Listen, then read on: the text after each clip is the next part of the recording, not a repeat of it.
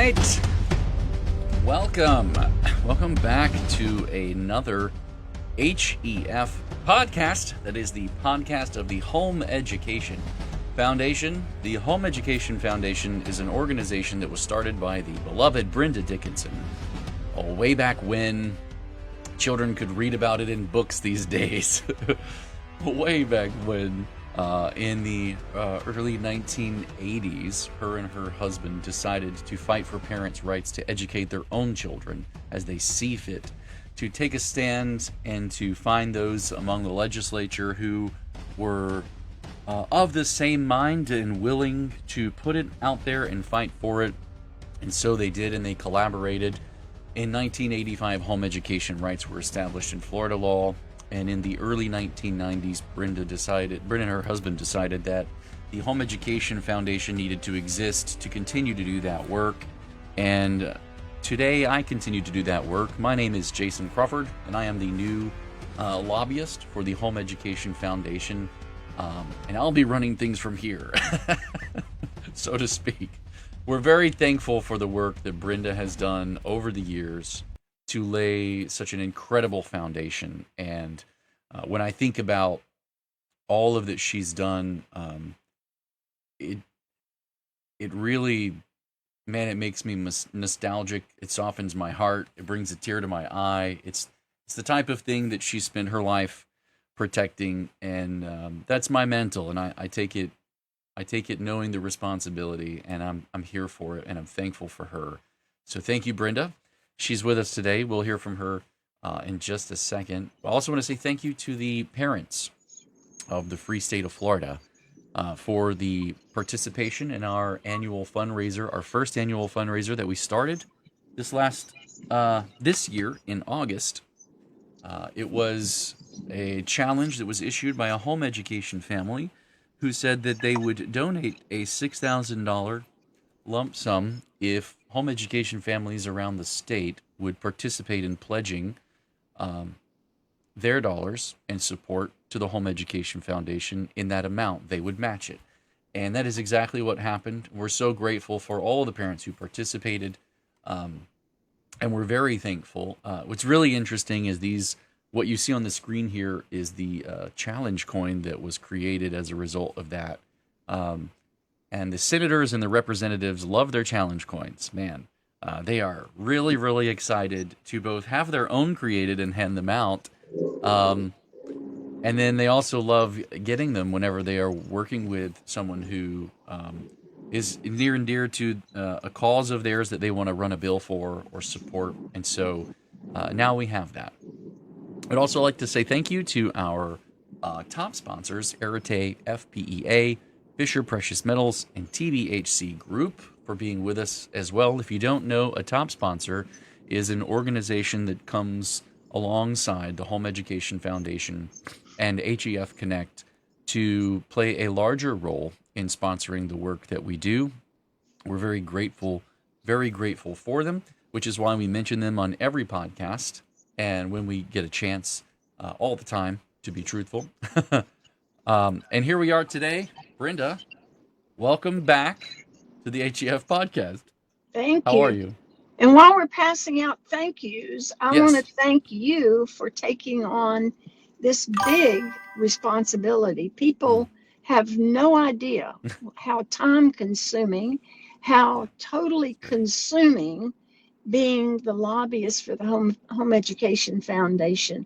I'm also thankful to God that He sent you, because I would like to have retired 10 years ago, but we waited for the right person for God to send. And I know Jason and Crystal are the right fit for this. They have the compassion, the desire to see the parental rights continue as they are, and to protect what we have and increase and expand those opportunities for parents. And so they're so committed, they moved to Tallahassee. That was one of the requirements I had for whoever replaced me, is that they would be willing to move to Tallahassee, because as Jason's seen, sometimes you have to drop what you're doing and run to the Capitol That's in the right. middle of a session or a committee meeting or just a regular meeting, and you can't do that from somewhere else. So Yeah. I know there are a lot of people out there that think they'd like to do this job, but literally you're laying down your life, anything else that's not surrounding this. And I'm just so grateful for their commitment because I know they're the right fit for replacement. Yes. So if you're a praying person, pray that our baby doesn't come in the middle of me having to also be at meetings, because that is quite the conflict. I don't want to have to make that choice. It would be great. But yeah, you're absolutely right. I know the sacrifices that you've told me that you've made through the years, and I appreciate you for it. And thank you for those kind words, Brenda. I appreciate that as well. They're all true. Well, I know we've got a lot of listeners today who are very interested in all of the shenanigans on Facebook, the committee meetings that have been happening, the new bill that was dropped by the Senate, and who's doing what and saying what. And I want to start. I want to start with a word of caution. Everything that you hear on this podcast today is not written in stone. It is not what is going to happen. It is merely the plans and the first proposed ideas, and that's important to keep in mind. They are proposed ideas, which is further along than the representative that we were talking about a couple of weeks ago, where they were just asking questions. So we've gotten to the place where the bill has been proposed. It will still need to be referred to committees, which I'm confident this one will be. And then, of course, once the Senate's bill goes through and is amended, updated, honed, and passed, the House will have a chance to impact the bill as well, or offer up one of their own, which I haven't seen yet. So the likelihood is that we will end up with a committee bill, perhaps, made of the smaller bills that are in the House floating around dealing with similar issues, or they will just receive the Senate's bill and generate a committee bill in response. So they can address this in a number of ways, but there are lots of things to come. So stay buckled up. And if you are wanting to follow an accurate source of information where sources are cited, documents are uploaded and linked, and you can be a parent who is confident and in the know of what's going on in the legislature, you should join our Discord. It is the HEF Discords right on our website, flhef.org/Discord. It'll take you right there. As we move forward through the legislative session, in the legislative updates channel, it doesn't let me copy and ensure link. In the legislative updates channel, you are going to be able to see every bill that we follow that is of importance to parents. Will have its own designated thread there. And when updates are made, we'll go in and update language or responses, or, oh, this bill was amended, or here's what was changed, or here are the discussions happening in committee, or here's what so-and-so said. They voted on it this way. We'll do all of the updating on a per bill basis in the Discord so that you can watch and track what's happening as the session moves along. So if you're looking for a place that'll have accurate sources for that, jump in our Discord, because that's exactly where we're going to be doing that. I've talked to several parents. I talked to one over the weekend, and she said, oh, I don't have Facebook. We don't really do social media. And I said, that's perfect. We don't do the majority of our important posting on Facebook. We do the announcements on Facebook, and we let people know what we're doing, but our primary communication tool is Discord. And if you want to be connected and in the know, that's exactly where you should go. Ooh, that rhymed. Maybe I should become a rapper. If I can just, if I can just piggyback on that for a minute, there are a lot of posts going around about what's happening in committees on Facebook, and they may or may not be accurate. So I just wanted to reiterate that if you're looking for accurate information from someone who's actually watching the committees and is here in the Capitol, actually talking to the senators and the representatives and actually knows what's going on, please come to the Discord, because I've already last week and I'm so grateful that this parent reached out to us, but there's admins of Facebook groups are sharing hearsay posts that are just stirring up fear and inaccurate information. And just be aware that not everything you see that's being shared in a home education or scholarship related Facebook group is accurate. So if you want to know what's actually happening, please come join the Discord and follow the updates there. Yeah, that's very... Go ahead, Brenda. I was just going to say, and let me add to that, being on the ground in the Capitol, talking with the staff that's doing a lot of the drafting of the language, and also talking to the leaders of the committees, Jason has a very good understanding of the direction that the legislature intends to take on this bill. And following it on the internet from the legislative website, or taking it from somebody that has just a service that posts the bills in the current form, will not give you a clear and accurate picture of what's going to happen. A lot of times they'll pass the original version through a committee a couple of times before they amend that bill to be what we're saying, we being the parents, we, the Home Education Foundation, is saying that we want in the bill. So it may come as an amendment. It may come as a strike all. There's a lot of nuances that take place between the time it's filed and the time that it passes on the floor. So I would caution people to watch, but the accurate information is in the Discord, and not get panicked about what the first drop of a bill is, because many times it's going to go through several revisions before it actually gets passed. And, you know, last year, what was it, 2 years ago, we were down to the Saturday before the 72 hours when the bill had to lay on the table, that we got agreement from the Speaker of the House that he was going to drop the language that we didn't like and leave it as it is. So, and you saw it if you watched it on our podcast, you saw him come on and tell what they decided to do, which was what we had been lobbying for all along, but we didn't see it until the very last minute for that bill to be changed. So know that Jason's in the Capitol. He is watching everything carefully. He's making your concerns known to those people that are in the committees and the staff, and is working on it very diligently. So you can trust what comes out from the Home Education Foundation. Yeah, thank you. And I just want to add, with a little bit maybe more of a tone of severity, the importance of, if you are in a Facebook group and that Facebook group is passing along information willy-nilly and they're not fact-checking their things, they're not citing sources, and they say, oh, well, I haven't had a chance to check this, but thought everyone should know, that is irresponsible. It's very irresponsible, especially if your Facebook group has over 30,000 members. You know who you are, because you are passing along something.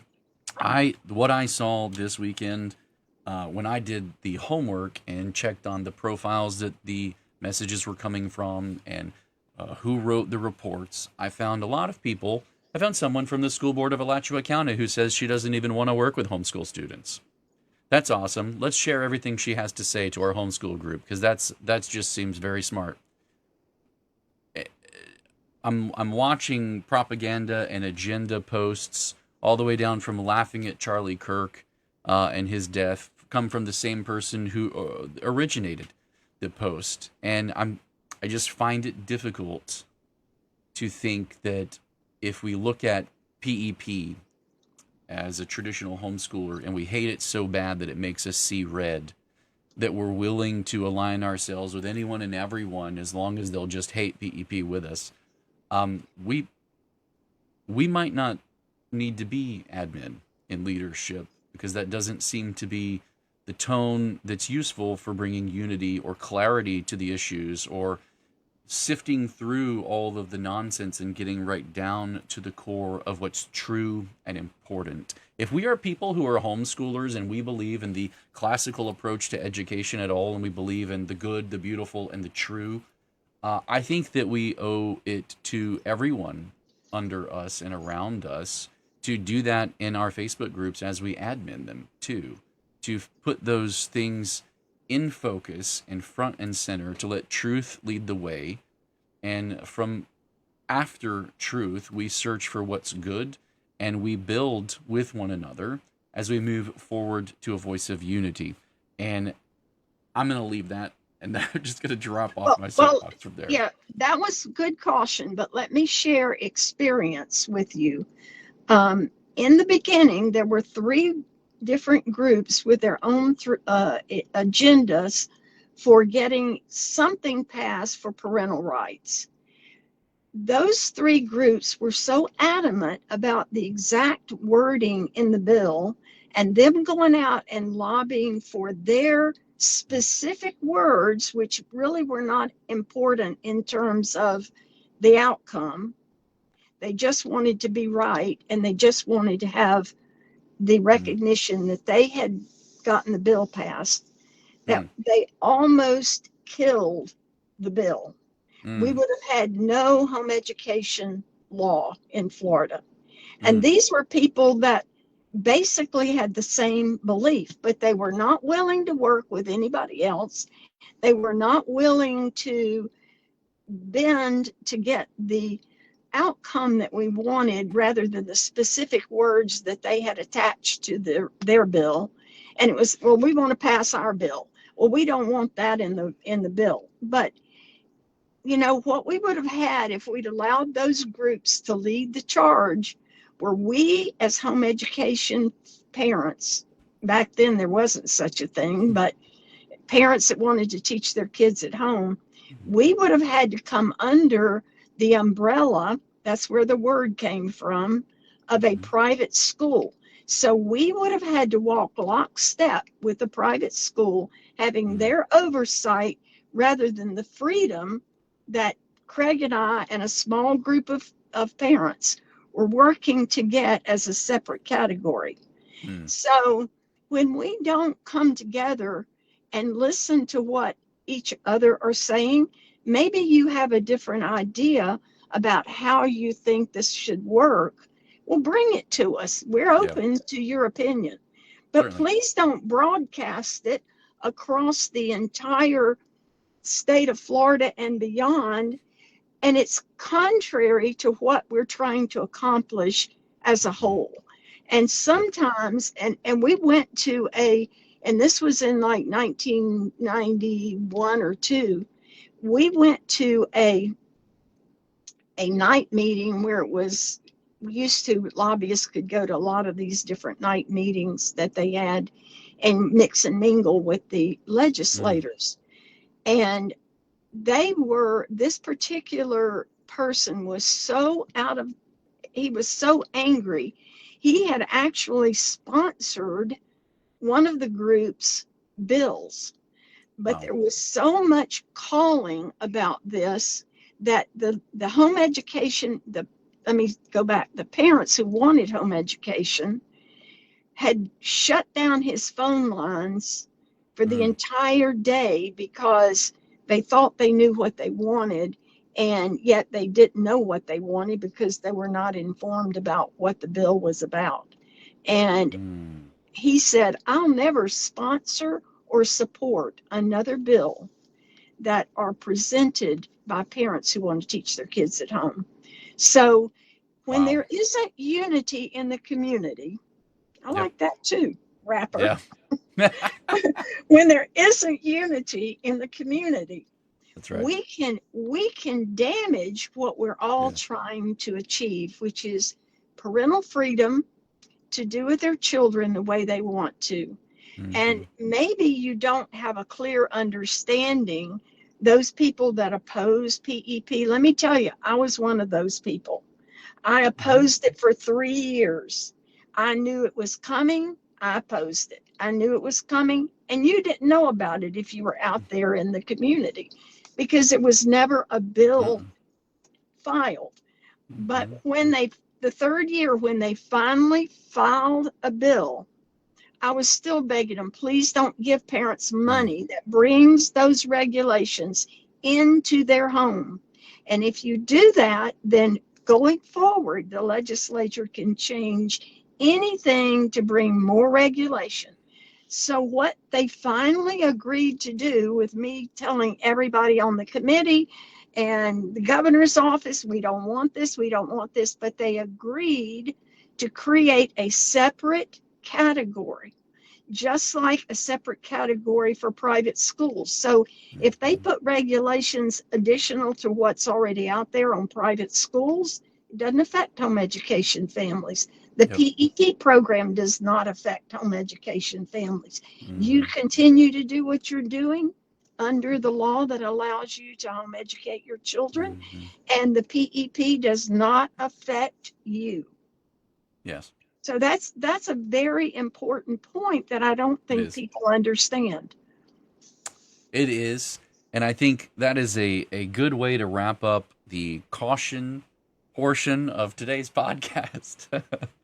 And we're gonna. I want us to move into the Senate Bill 318 and discuss it. And we do have a hard cutoff at 1 o'clock today, so I want to be mindful of that. Let's go ahead and dive right in. I'm gonna pull this up, While you're and pulling that up, yep, I just wanted to add one thing. go. Brenda said this, but I just want to reiterate. If you have concerns or you have an idea for what you'd like to see, please don't hesitate to bring it to us. You're welcome to come into the Discord Yeah, and raise your concerns. And, if there's something you think that we are not seeing the way that you see it or anything like that, please absolutely. communicate with us because we want your voices. We want to know what your concerns are. The Discord is always open for you to come in and post your questions, or you can email or however you want to. But please don't feel like we're trying to tell you that Mhm. we don't want to hear your concerns. We do. We absolutely do. Yeah, absolutely. You're going to see in this bill, and that's a great point. Actually, I really appreciate you saying that. You're going to see in this bill, it's Senate Bill 318, so 2026 318. You're going to see a lot of things in this bill. It is massive. Um, in fact, the kind of abstract for what the bill does is 237 lines long. So buckle up, buckle up for the bill itself. I can shortcut some of this by simply saying that what is in the bill is a how would you say, uh, it's not stuff we haven't seen before exactly. We have seen some of this already last session. And so some of it will be familiar, but there's enough significant changes that it would not serve anyone well to think that it's a copy of what you saw last session. So we're going to start at the top and just kind of go down through it. The first thing that the bill does is it sets aside significant portions of the language from 1002.394 and 1002.395, which are the Family Empowerment Scholarships and the Florida Tax Credit Scholarships. And it deletes them from those sections and adds them to 1002.421. So this is a restructuring of 1002.421 as an overall administration of all scholarship programs. So it takes a lot of the similarities about how the scholarship funding organization handles the scholarship funds and application processes, background checks, the Department of Education's obligations, and it kind of puts them in one place so that all of the scholarship programs will have a uniform administration approach. Um, I think this is a good way to kind of at least keep us from having to go around and cross reference things too much to make sure they're all kosher. So it's good to know that that's what the bill does initially. It's also important to see that one of this first sections here, 1011.687, is a brand new section in statute. So it's proposing to add a whole new section to statute. And what this one will do is it will create a categorical fund implementing the Florida Empowerment Scholarship pursuant to 1002.394, and these funds shall be provided in the General Appropriations Act. In essence, this is a lot of language here, but in essence, what it's doing is defining that the scholarships will be for full-time equivalent students, and that Senate Bill 318, Senate Bill, sorry, that the scholarship will work as a silo, so it's setting off FESUA as a silo from the FEFP. That also designates that. Do you want to explain those acronyms a little bit more? Because most people won't know what you're talking about. I don't know that we have time to fully explain them. Okay, so what I'll do is is how much money they spend on a student in a public school. Right. Yes.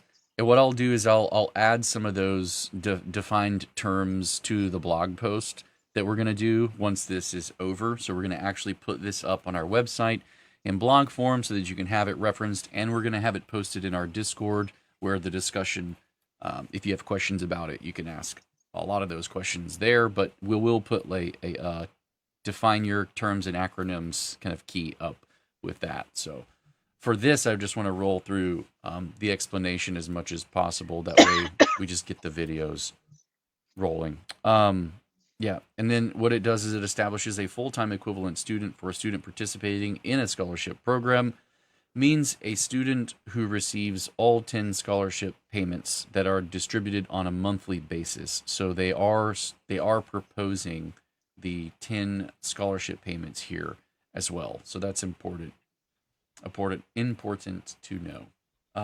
I think the first real significant, that is actually real and significant. So the first real thing I think that is of special interest to the Home Education Foundation is that in line 267, it states that the funding is contingent upon the verification that the scholarship funding organizations are in compliance with statutes before releasing funds, before the department will release funds to the SFOs to be dispersed according to statute. So it's creating a bit of a flow with this and adding that all of the verifications must be done by the SFOs prior to any funds being released. I think that was a gap that was highlighted in the way that the Auditor General had proposed during the meeting. They had found certain issues with the way that the program was being ran. Some of those issues were bound by wording in statute, to be honest with you, where the scholarship funding organizations only had authority to do this and the department only had authority to do that. And some people, I heard them complain, not legislators, these are as we were leaving the doors, I heard some people complaining, like, well, why don't they just go ahead and do this? They know it needed to be done. Why didn't they just go ahead and do this? And I was like, oh man, no. You do not act outside of the authority of statute, especially when you are handling such large amounts of money. That is an absolute no-no, because if you did do that and you were like, well, this will solve the problem and I'll just do this because it's needed, and things went wrong, then the very first thing they're going to do is go, why did you do that when you didn't have authority in statute to do that? So I understand the caution that the scholarship funding organizations are under and the Department of Education is under in wanting to do things according to the letter of the law. And I appreciate that about them, even if it means we've got some problems in statute that we need to now go fix and add clarity to. And that's, in essence, what this is an attempt at doing with this bill. So creating some of these link step processes is important. Now, I will go back a little bit to the issue of the FEFP, which is the Florida Education Finance Program, which the overall big budget, in siloing out the FESUA, the Unique Abilities Empowerment Scholarship. The House, Persons Maleka, chair of the House Education chair, argued last week in her closing arguments at the Auditor General's meeting that this was not an acceptable thing to propose because she saw it as the kiss of death for choice programs as a whole. If you silo them off and they're no longer lumped in with the big FEFP, they will get relegated and backseated, and it will be the kiss of death for them. I tend to think she might be on to something, and whether I agree with her or not, the observation is this: the House and the Senate do not agree on what the problem is, and they do not agree on how to solve it. So as we move forward in session and we're watching, keep your eye closely on some of these things, because these will be topics of discussion that they're going to go back and forth on, and they will need to resolve. They will need to resolve that before they'll have something that they can pass together. So you'll definitely want to keep watch on that. The next, they address the application process, so that would be down in lines 500.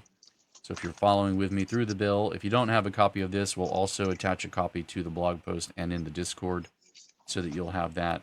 But around lines 560, the organization must create a single application for all scholarship programs established pursuant to this chapter. And then it goes on and lays out some of those parameters and what those mean. So this is a uniform workflow for the scholarship funding organizations.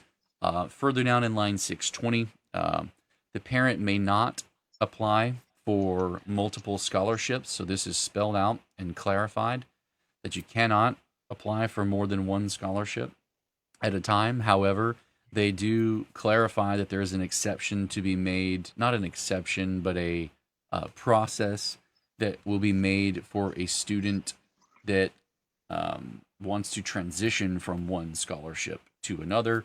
And this is good because there are parents who pull their students when they don't yet have a diagnosis, but they're on to something, and they think, I want to at least get PEP and get some kind of resources so I can help my student better.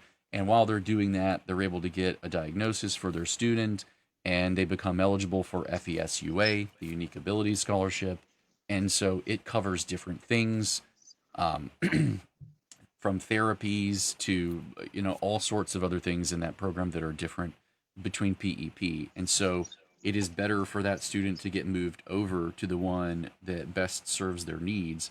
And so they've carved out the pathway for that to be done in this bill. So I think that's really important.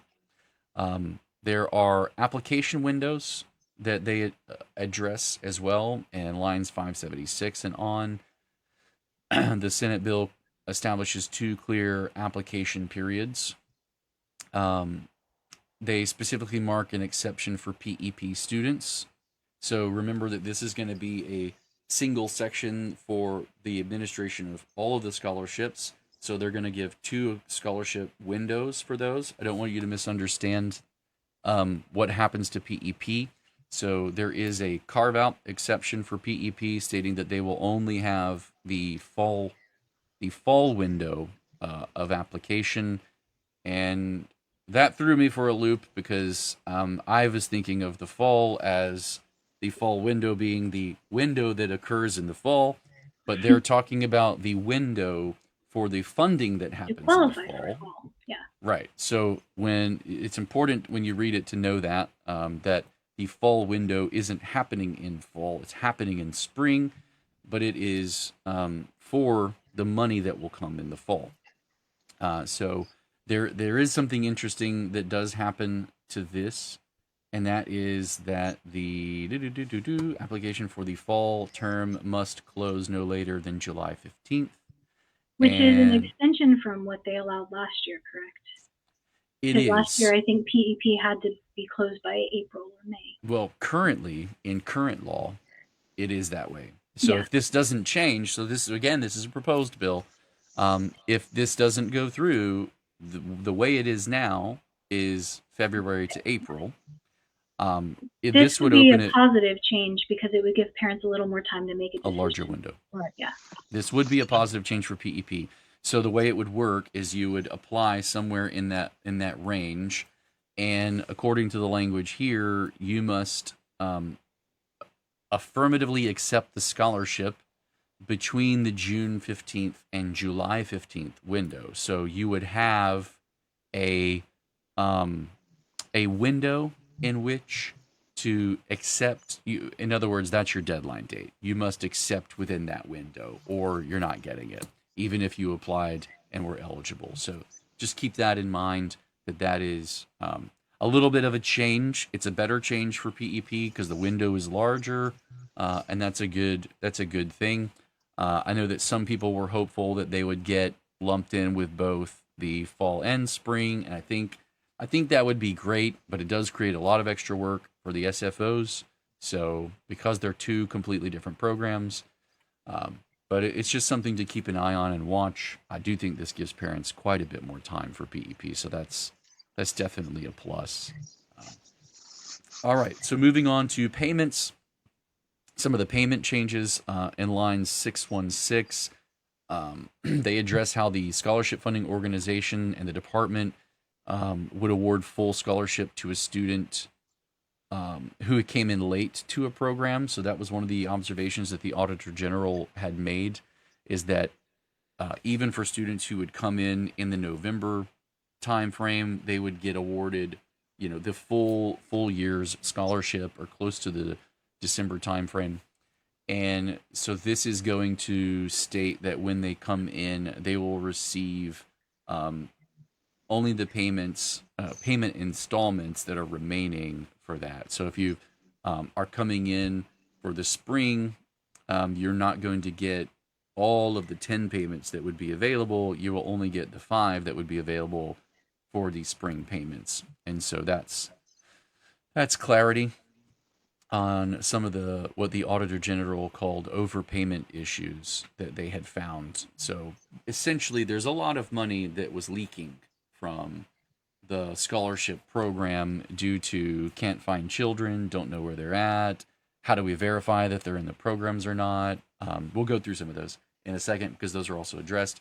But then also, where is money slipping through the cracks? And some of it was in areas like this. So in line 793, before payments can be made to a student's account, the parent must attest that they are still enrolled in accordance with the scholarship eligibility, and that is going to be those 10 times. So the 10 payments before payment can be made and issued, parents will have to attest that they are still in fact enrolled in that and not enrolled back in public school.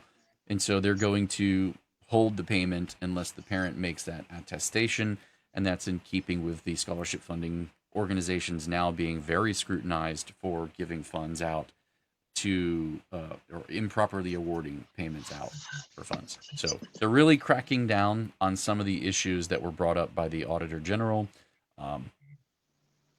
So, and then moving forward, I saw a new test date for, where was it? It was July 15th. There it is. I saw you July 15th. Yeah, July 15th. There is a deadline now for getting your test scores submitted in order to maintain your eligibility in the scholarship program. So make sure that you are aware of that. I know that some people... And honestly, this is not much different than the deadline that Step Up was already giving people, but now it's just officially going to be in the bill. If this passes, it'll officially be in statute. Yes. And so now we get to some of the other stuff about cross checks. So line 656 addresses the problem that the scholarship funding organizations sometimes using inaccurate information to take in students. And so this is an issue where, let's say that you're you signing up your student, you can actually put your student's name in there, misspell it or spell it however you want, or put their nickname in there like DJ, when maybe their name is actually Dorothy Jane or something to that effect. So DJ's scholarship, looks like this, or, this is her application. that makes it infinitely harder when the scholarship funding organization and the Department of Education, things like that, are having to vet and verify that that is in fact the same student.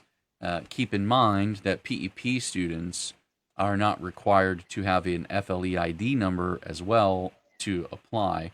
So those students who weren't in home education before or weren't in public school before or come from another state and don't have an FLEID and they jump right into PEP, and how do we cross-check them that they're not the other students? And so these are issues that they're dealing with, and what is proposed here is that they will ask each parent to submit the birth certificate for their student as a form of verification, so that they can verify the student's full name accurately spelled. And again, this goes back to what is authorized. I would not want to see the scholarship funding organization asking me for my child's birth certificate or anything else if they were not authorized by statute to do so. And as such, I can put any name in there and say that's my kid's name, and that makes it a little challenging when they go to verify it, and then the department or the school district has to use the name that's on the birth certificate. So this just puts everyone on the same page and adds clarity to the accountability process that the SFOs are under.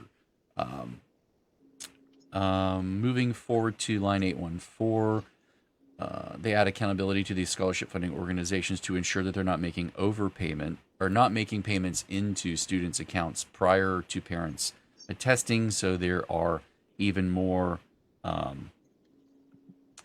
there's language here where they spell that out, that prior to the receipt of each scholarship payment, a parent of the student must attest that the student is not enrolled full-time in a public school and is enrolled in attendance unless excused for illness or other good causes in the following: home education, PEP, or eligible private school. So again, it's one of those like accountability checks where the scholarship funding organization is now not allowed to even pay out the funds unless this box will be checked for them. So they'll be held accountable. The Auditor General, I believe, was also moved up from periodically to annually. So you're going to start seeing the Auditor General reports far more frequently. Jason, for the parents that are not aware of it, do you remember how much money was unaccounted for that was given out incorrectly? I heard different numbers, and the reason why I heard different numbers is because in one instance they said that there was $230 million that was unaccounted for, and then at another one that I think I heard the number was $400 million that was double spent or misspent or lost or in the overfunded into certain accounts and things like that. So I heard they had two different sources as to why. One was only looking at the money lost due to the cross-check students of losing the students and where the students are, and the other number, which was the larger number, was as a whole the total amount kind of missing. Right. So a lot of that could be where the department funded a child that had been in the program, but they went back to the public school and they funded the child in the public school as well. So that's correct. I mean, it's a big problem, and we want the scholarship programs to run efficiently so that it doesn't, in the long run, cause them to either be eliminated or to have more oversight. And another issue, and I know I'm interrupting and I'm sorry, but I think that people don't realize that they're using outdated systems for trying to track these kids.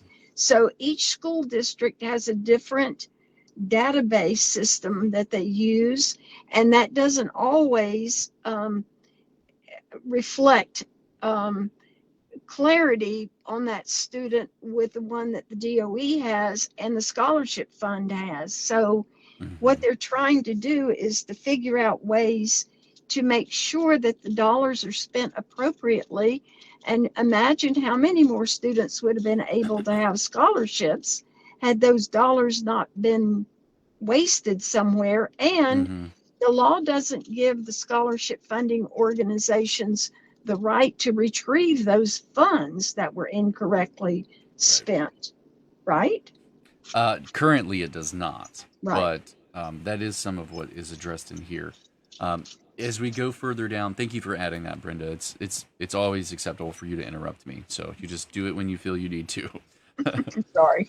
No, you're great. You're great. Around lines 819, the scholarship funding organization's liable to the state for payments made in violation of this subsection, and must reimburse the state for funds that were improperly awarded, which cannot be recovered. So that is definitely addressed there, and is very, very important. As we move forward, that's in line with kind of what you were saying. There is another line further down here in that spells out in the administration of the process that the payments will be divided into 10 equal installments and made in accordance with the prepayment verification process. So they're doubling back, restating that here for clarity. There was an issue where some of the money that was lost due to accrued interest that was not being paid to the students' accounts. So they spelled that out and verified that out. I believe that the Auditor General said that only occurred in the FTC program. So the accrued interest in the students' accounts is in lines 8773. They're spelling this out. Accrued interest in the student's account is in addition to and not part of the awarded funds. Program funds include both the awarded funds and accrued interest and are available only for authorized program expenditures. So narrowing that into what the students have as available. A student scholarship award may not be, this is great, by the way, this is a new line. A student scholarship award may not be reduced to cover debit card or electronic payment fees, commodities or services related to the development of such a transfer system must be procured by competitive solicitation unless purchased from a state term contract. So this means that they are not going to be reducing your scholarship for your student in order to cover any of the processing fees. For example, in the first year of PEP, they had reimbursements going to a debit card. If they ever go back to that, they won't be able to take debit card fees out of what they're reimbursing you, is what I'm understanding this to say. Yeah, that's a great example of what that would cover. Yes. Let's see. Let's keep moving. Protection for students from fees. Caps. So there is a $50,000 cap on FESUA, but I believe this is a new line that's added that will not allow the scholarship funding organization to transfer any additional money in for the scholarship if the account is at the cap. So nothing in excess of that will be able to be put into the cap. They spelled that out specifically. Then also, let's see. This is an interesting add line here as well for contracted services. Let's see. A parent of a student attending a public school on a part-time basis through contracted services provided by a public or school district pursuant to 1002.44 must notify the public school or school district in writing at the time of the application or at any subsequent time if the student is receiving a scholarship. For such contracted services, the public school may require the parent to pay for the contracted services as authorized by 1002.395, and there's a couple of places in there for 395 that's allowed. So this is very interesting because it's not the forceful language I think that we were looking for, which is, that the school districts shall be able to make their contracts with the SFOs, but it does go ahead and kind of move the lever in that these public schools may require the parent to pay for the contracted services, which is adding clarity to what the expenditure program does by giving parents a valid expense of paying for the contracted services. And that only applies to the PEP program, right? Does that apply to UA? It's in the UA section, but they've also referenced PEP. So that's where it's a little... Okay. I believe what this is actually doing is covering the parents who are wanting testing for their students for UA, but they are willing to pay for it. The schools weren't necessarily sure whether they could authorize that and contract with the parents to do that with the scholarship funds, and so this is kind of spelling out that they can. So that would be an initial evaluation, not a test. Correct. I'm sorry, I may have loosely used the term test. I'm sorry. Yeah, but you mean evaluation for services. Correct. Yes, Okay. that's what I'm referring to. Yes. Yep. Let's see here. Going down to my notes because we're running short on time, but I don't want to run short on important things. Let's get to the background checks part. So in the background checks, we saw the language last session.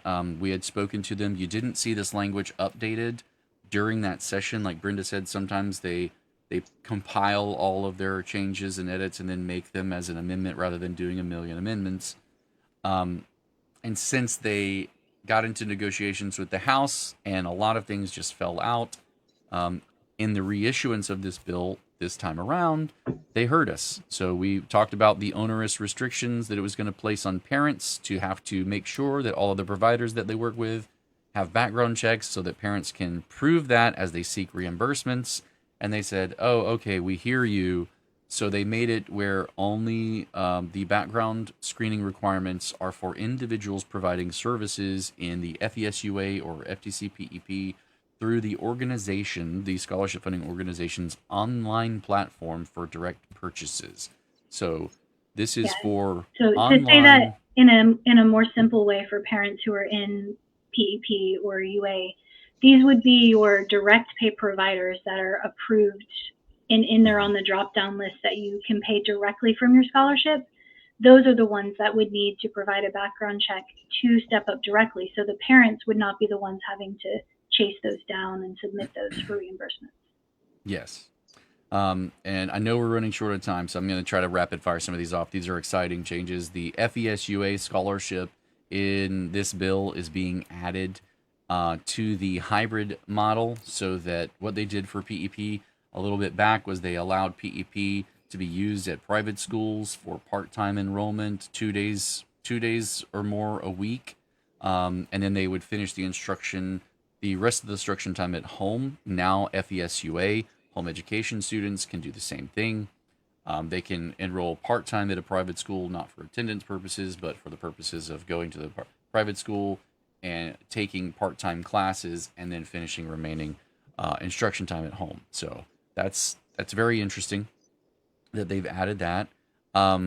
They've added in lines 1506. I'm going to just read these off that I have my notes here rather than go through the document since we're running short on time. And I'll fire them out. But they're adding provisions that the Department of Education will be responsible in consulting with the SFOs to develop a uniform reimbursement process. So that's going to be interesting to see how that develops and maybe if there's pushback on that. Eligible expenses, they added membership dues and related activity fees for participation in career and technical student organizations. So that's a plus. They added that both to FESUA and to PEP. So this is excellent. They took the old definition, but they took one of the definitions that we proposed for home education instructional programs, and they are in there as well. We've talked about that before. We'll talk about that again. It'll be in the document that I upload later, but it is in this bill, so that's good. That's at least a good start. They have made changes to accounts that'll be closing. So after 2 years of fiscal inactivity is what they are at right now. It's going down to 1 year of fiscal inactivity, and then they're updating PEP so that your student graduates from high school or completes a home education program. It's a little weirdly worded, so I'm seeking clarification with staff on this one. But they either have to they graduate from high school or complete their home education program as defined in the student's personalized education plan. Well, as we all know, PEP students aren't in a home education program because a home education program is defined in statute, and a PEP, a personalized education program, is defined in statute, and they're two different things. So we're going to seek clarification on what they're really doing with this. If I had to guess, what I think it means is when you finished PEP, you're done. And at this point, the funds would revert back to the state or the SFO to be reused in the program, and either upon graduation or termination of your home education program, either one. So, and then of course, I do believe that the language there is intended for FESUA students, that they are not, because they're not registered through PEP, but they can continue to educate up to, I believe it's age 21. 22. Brenda, when 22. they turn 22. Okay. And so this now would say upwards towards 21 years of age.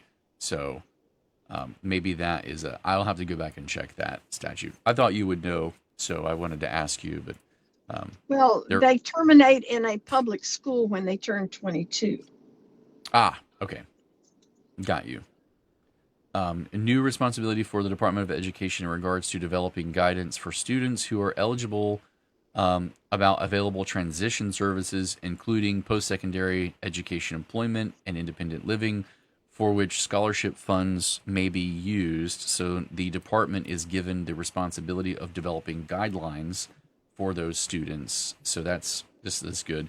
The Florida Virtual School was having an issue where they would take on a student and transact to teach that student, but they would not be paid until the student completed the course, yet the money would remain in the student's account. So the parents might go and spend that money, and then once the student finishes that course, the money is no longer there for FLVS to be paid. So there are two spots in this bill that carve out that the transactions for FLVS will be committed funds and held aside so that that doesn't happen in the future. There's also a line in here which is very important, but it deals with the scholarship funding organizations' eligible amounts that they can receive from the scholarship amounts for administering the program. And they have reduced that from 2.5% to 1.5%.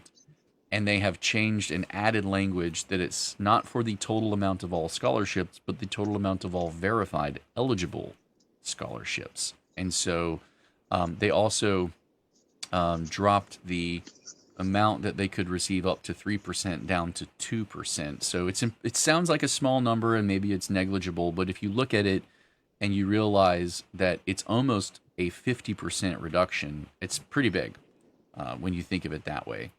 So it'll be interesting to see what and if that makes it through, and what the is this a message that the legislature is sending to the scholarship funding organizations that, hey, what are you doing? And it makes me curious how it's going to affect the staffing choices that the SFOs make as well, because they're going to have less of a budget then for things like that. Absolutely. And whether the parents get as much service as quickly as possible. Yeah. I had heard that someone had commented to me that the scholarship funding organizations were operating on a skeleton crew, and that it was, difficult for them to get everything done, and they didn't have the personnel. And I don't know the inner workings of the scholarship funding organization, so I can't verify that. I can verify that AAA is that way. Okay, yeah, that makes sense. Step They Up still has do a lot of reimbursements by paper, from what I understand too. Yeah, Step Up has things outsourced and has systems in place. So I'm curious how this will change their approach to, how they handle things. Real quick before we have to wrap up, I just want to hit Michelle Matthews Wilson made a comment. For this year, PEP must submit test scores by May 31st, is what she said. So I just wanted to clarify for anyone who's listening to this and can't see her comment. The handbook for PEP for the 25 to 26 school year does state that the test results have to be submitted by May 31st, 2026. So even if this bill goes through and that test submission date changes, it won't go into effect until July 1st. That's correct. So unless Step Up changes what's in their handbook between now and then, you would still need to submit this year's test results by May 31st. That's correct. That's correct. In fact, in this bill, it states that everything in the bill would go into effect July 1st, 2026. So you and I will all be operating on this year's law, what the law says, until the patch update comes in to update the law as patched by the legislature. So I hate to run and someone asked about digital devices. Can you hit that really quick? Yes, I'll hit it. It's a great one to end on. Digital devices are in.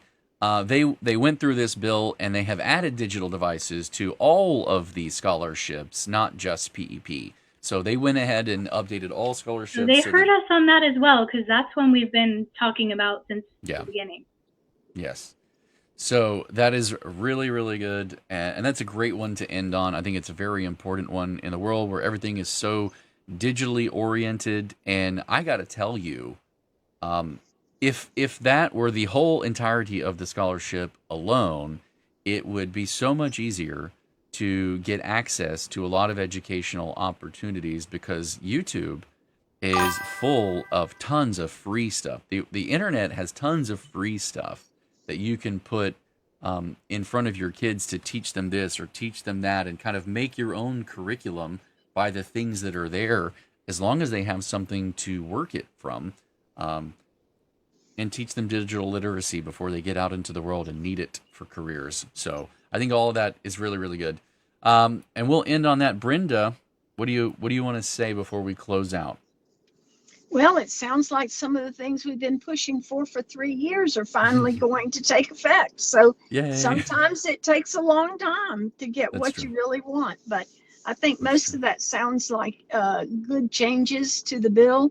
The only drawback that I see is that parents are only going to get a tenth of their money each month. And so it's going to make it a little more difficult for parents to buy larger expenditures. But I think in the long run, it's going to protect the program. So we have to just weigh in the balance, which is the better of the two things to do. So.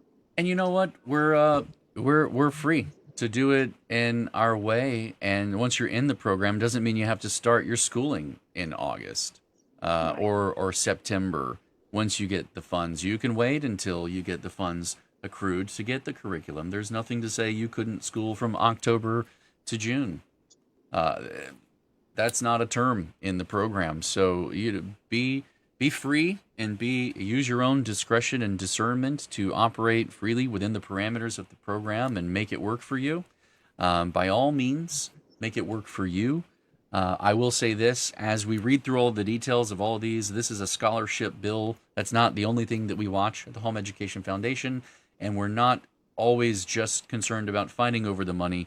We're definitely concerned about watching what they do with the money to protect parents' rights and freedoms in education. That's the most important thing we're watching for as we comb through these bills. It's very important that we make sure parents have all authority over curriculum and standards, that parents have the right to teach their children in the ways that they want to or see fit, and that stays the pinnacle thing that we're aimed at, regardless of how much or whether the money comes on certain dates or tests have to be put in by this. It's so important that parents are first and they have the authority to make their own decisions. So join the Discord. That's where all of the documents will be uploaded to, and you'll be able to follow on, comment, communicate, ask questions, and by all means help us stop the spread of misinformation as people go wild with rumors and ideas and opinions. So Thank you guys for being with us today. We hope you found this helpful. We're going to be doing this all through session. All the bills are going to have their own things that they're following. So, get in early, get comfortable in the Discord, and we'll help you guys along the way. And we look forward to seeing you next week. Yes. All right. Let's take us out.